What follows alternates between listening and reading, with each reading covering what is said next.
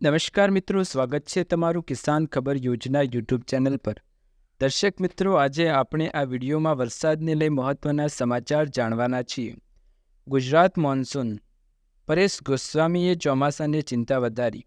જૂનમાં વરસાદની મસમોટી ઘટ, હવે જુલાઈમાં પણ લોચો પડશે। પરેશ ગોસ્વામીની આગાહી। Gujarat monsoon update. જૂન મહિના દરમિયાન ચોક્કસ વરસાદની ઘટ નોંધાઈ છે। આ અંગે હવામાન નિષ્ણાત પરેશ ગોસ્વામીએ માહિતી આપી છે। સાથે જ આજથી શરૂ થયેલા નવા મહિના એટલે કે જુલાઈમાં ચોમાસું કેવું રહેશે, ચોમાસા માટે કેવી સ્થિતિ છે તે અંગે માહિતી આપી છે। રાજ્યમાં સાર્વત્રિક વરસાદ ખાબકી રહ્યો છે। અમદાવાદ જેવા શહેરોમાં જ્યાં મેઘમહેર જોવા નહોતી મળી, ત્યાં પણ મેઘરાજા ધોધમાર વરસ્યા છે। આવામાં સમગ્ર રાજ્યમાં વરસાદી વાતાવરણ જોવા મળી રહ્યું છે। જો કે જૂન મહિના દરમિયાન ચોક્કસ વરસાદની ઘટ નોંધાઈ છે। આ અંગે હવામાન નિષ્ણાત પરેશ ગોસ્વામીએ માહિતી આપી છે।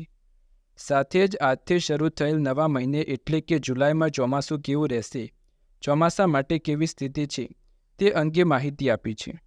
હવામાન નિષ્ણાત પરેશ ગોસ્વામીએ તેમના સોશિયલ મીડિયા એકાઉન્ટમાં જણાવ્યું કે નૈઋત્યના ચોમાસાએ 28 જૂન સુધી ગુજરાતના તમામ વિસ્તારોને કવર કરી લીધા છે। છતાં અમુક વિસ્તારો એવા છે જેમાં વાવણીથી વંચિત છે, એવા સમાચાર મને મળી આવ્યા છે। આપણા અનુમાન મુજબ ચાલુ વર્ષે 98થી 108% સુધીનો વરસાદ નોંધાશે।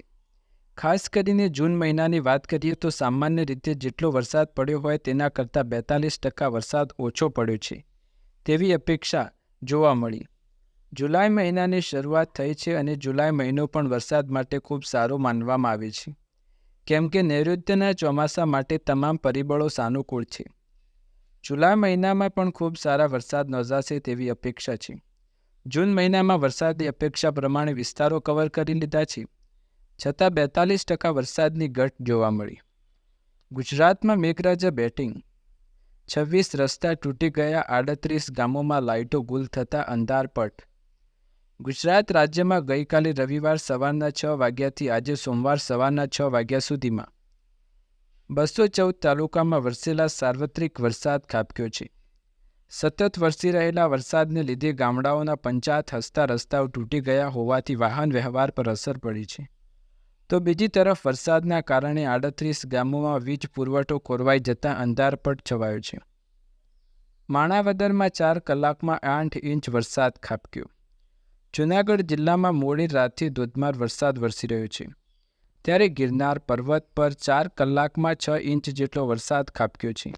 ત્યારે વરસાદ પગલે દામોદર કુંડ ઓવરફ્લો થયો છે।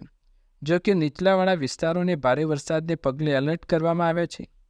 કેશોદ પંથકમાં મોડી રાત્રિ દરમિયાન ધીમી ધારે 3 ઇંચ જેટલો વરસાદ નોંધાયો છે, જ્યારે માણાવદરમાં સૌથી વધુ 4 કલાકમાં 8 ઇંચ વરસાદ નોંધાયો છે।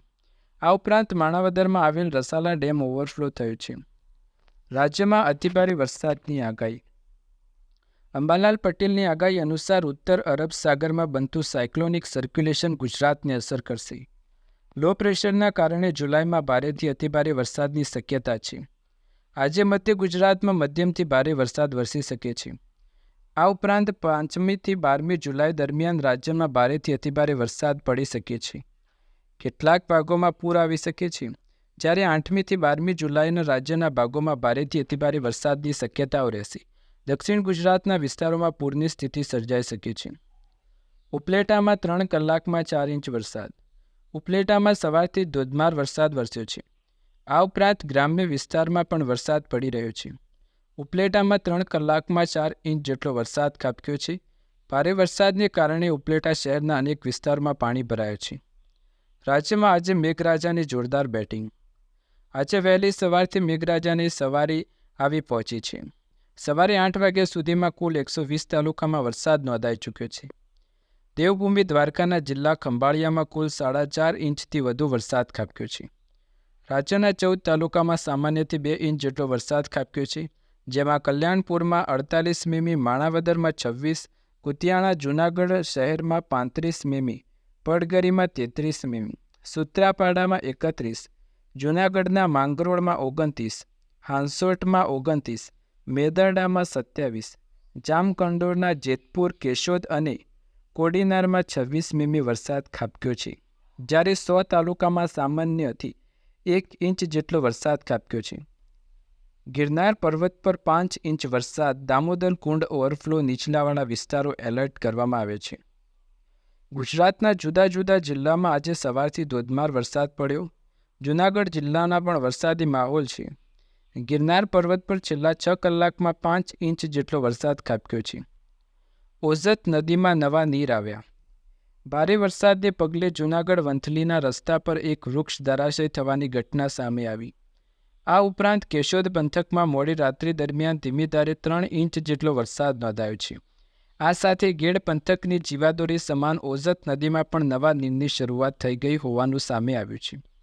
બીજી તરફ માણાવદરમાં સૌથી વધુ 4 કલાકમાં 8 ઇંચ વરસાદની રૂપ જોવા મળ્યું. રાજ્યમાં અતિભારે વરસાદની આગાહી ક્યાં છે?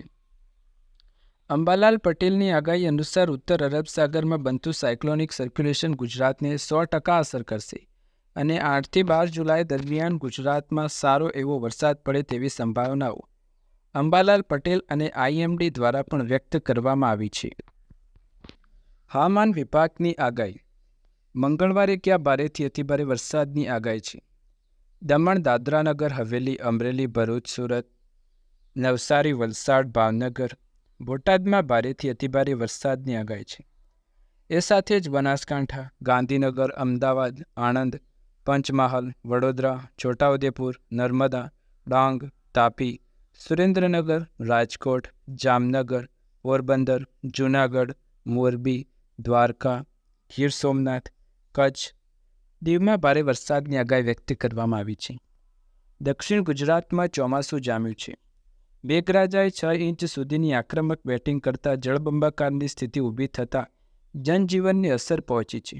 બીજી તરફ ખેતીલાયક વરસાદને કારણે ખેડૂતો ખેતીકામમાં વ્યસ્ત બન્યા છે. સુરતના અનેક વિસ્તારોમાં જળબંબાકારની સ્થિતિ ઊભી થવા સાથે 39 વૃક્ષો ધરાશયી થયા છે. નવસારી જિલ્લામાં 2 મકાન તૂટી પડવાની ઘટના પણ સામે આવી છે. ગાંધીનગર શહેર અને જિલ્લામાં છેલ્લા 2-3 દિવસથી વરસાદી માહોલ જામ્યો છે. રવિવાર બપોર બાદ શહેર અને જિલ્લામાં મેઘરાજાએ મન મૂકીને મહેર કરી હોય તે પ્રકારે વરસાદ પડ્યો છે. છેલ્લા 24 કલાકમાં 3 ઇંચ વરસાદ ખાબકી ચૂક્યો છે ગાંધીનગરમાં. દર્શક મિત્રો, આ હતા વરસાદને લઈ મહત્વના અને અગત્યના સમાચાર. જો આપણને આ વિડીયો પસંદ આવે તો વિડીયોને લાઇક કરો, વધુથી વધુ શેર કરો અને કમેન્ટ બોક્સમાં તમારી રાય જરૂર લખો, અથવા તમે ક્યાંના સમાચાર જોવા માંગો છો તે અમને કમેન્ટ કરીને જરૂર બતાવો. ચેનલને સબસ્ક્રાઈબ જરૂર કરી લો આવા જ અવનવા સમાચાર જોવા માટે. ફરી એકવાર નવા વિડીયોમાં નવા સમાચાર, નવી માહિતી સાથે જલ્દી જ મળીશું. ત્યાર સુધી તમારા બધાનો આભાર.